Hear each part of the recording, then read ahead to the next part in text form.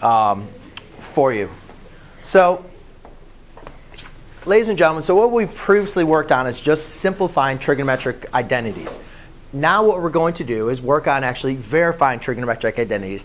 And the major component, Yusef, when verifying trigonometric identities is having the equal sign.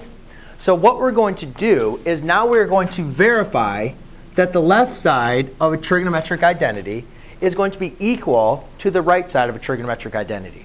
So to do that, there's a couple steps that I really want to take for you guys to kind of help yourself when looking at a problem saying, you know, where do I start? What is the first thing I'm going to want to do? So the first thing I want you to do is to pick one side to simplify. All right? So ladies and gentlemen, you're going to be looking at a problem, and it's going to say, you know, one side is going to equal another side. Rather than trying to look upon this whole problem, just pick one side to simplify.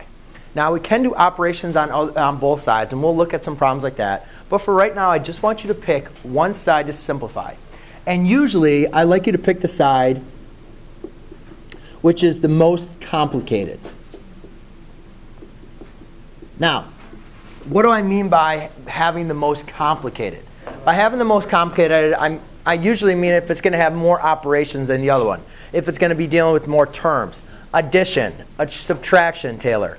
And all those different types. Yeah, I just want you to click. So if you have addition, subtraction, if you have irrational terms, anything else that's going to be more kind of more things happen on one side than the other, that's the side that I'd like you to start off with first.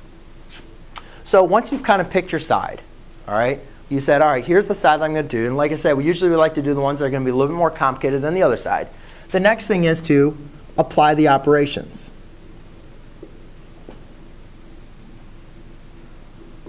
So what do I mean by apply the operations? Well, we're trying to pick the side that has the most operations or a little more complicated. So that means adding the two terms together, subtracting. You can multiply them. Sometimes it's asking, sometimes it might be a good idea to factor. A lot of times when we have a rational expression and we have a binomial on the bottom, we want to get the rational expression to have just a monomial denominator. So you could say converting it to a monomial denominator.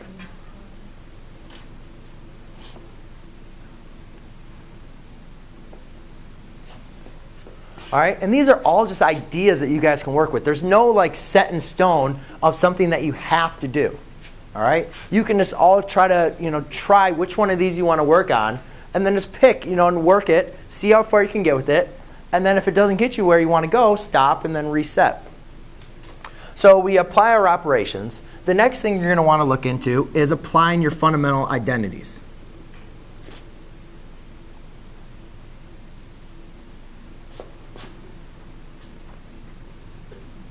Okay, so what do I mean by applying your fundamental identities?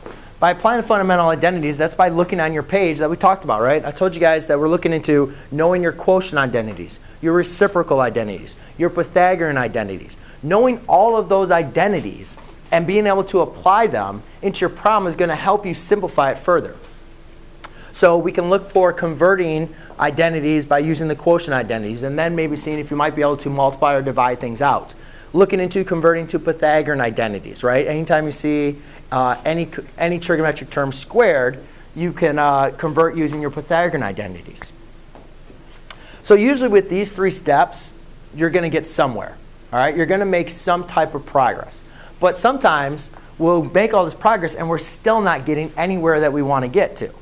So there's kind of like one last kind of step and stage that you can always kind of do for all problems that's really, really helpful, is to take the fourth and convert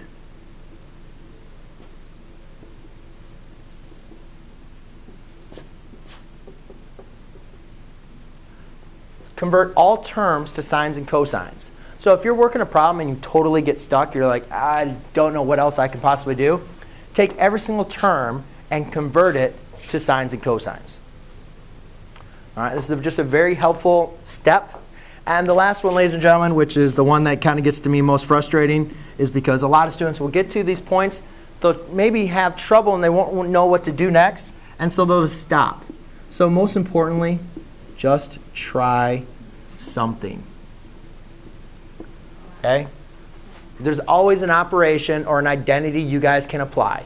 Try something on either side that you guys can do. All right?